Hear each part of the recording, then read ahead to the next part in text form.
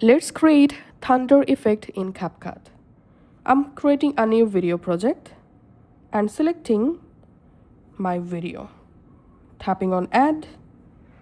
Once the video added, unselect the video clip. So make sure your video is unselected. Now in this bottom menu, you have to tap on effects, video effects, tap on search effects and search for lighting. And here you get lots of lighting effect or thunder effects, so you can add any of them.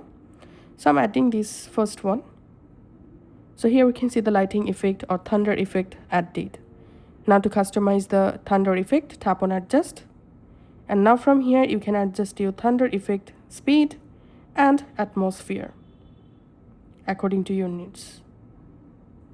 So this is how we can actually add thunder effects in our CapCut. Thanks for watching.